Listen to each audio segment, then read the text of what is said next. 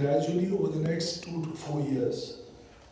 Thank you so much. There are other parts of it, but we I'll can ask talk you. along. I think for our audience, so we talked about that this reform is going to result into a tariff reduction, and we looked at some of the numbers. If you could share that, what are you looking at in terms of, we've heard about the April 1st date, and if you could tell us the breakup of how these savings are going to be and how these reforms that you are doing are going to make it sustainable as well. So the tariff saving or a reduction in the tariff, what will be the components so that we can keep that whether the reforms in those areas are on track or not?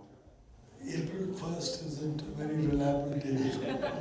No, somebody has been, I'm just quoting what It could be has been April. reported. It could be April 2nd or March 31st.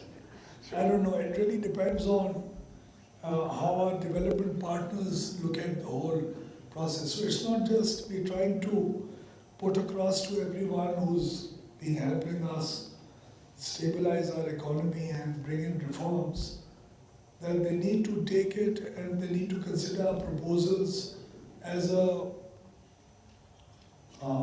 they need to look at it holistically. So it's just not a reduction in the price that we want. We are moving along through a reform process that would ensure the sustainability of it in the future. So just by a reduction of price through IPP contracts being reviewed, or by taxes being, the burden of the taxes being removed from the tariff part of it, and then shifting it to other parts of the economy, or raising resources enough and mobilizing them enough to compensate for that reduction in revenues that we'll have, that is not just it. I think the Pakistan does deserve to be looked at sympathetically by our development partners in the future. And I think all of us can play a role in trying to convince them. And if we are coming up with the opening up of the markets, the privatization program itself, of the distribution companies, depoliticization of boards, privatization of the GENCOs, closing down of expensive power, allowing renewables to take space within Pakistan, which they have already assumed, EV tariffs, the availability of surplus power to the industry at marginal costs. So if you're taking all these measures, then the development partners also need to be considerate enough to allow us to nationalize a certain part of the debt and the debt servicing of this sector, which has assumed a very prominent situation of where it's scary for us because of devaluation of the rupee and all. And the tariff structure itself cannot sustain that. We can't be regionally competitive. So what we are looking at is usme nationalization of the debt itself to a certain extent, reducing the taxes, and also reviewing of the contracts of the government-owned plants, the nuclear power plants, the IPPs, all this in total, and the trying our efforts to get rid of the circular debt. I think the interest rates today do merit a certain strategy that we have already evolved, and we are going to talk to people within our economy to try to see if we could also have a clear way forward for the to clear off our circular debt of the power sector.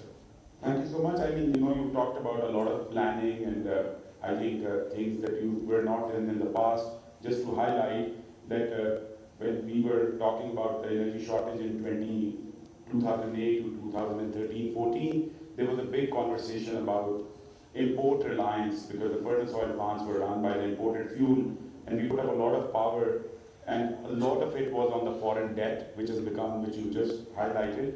Number two, we had an imported fuel. 5,000 megawatts is on an imported fuel, which is already now also cannibalizing onto the domestic fuel, which is third coal as well. How do you think that this change in or focus onto the planning is not going to result into, because people talk about 300 billion rupees excess being built because you have to operate.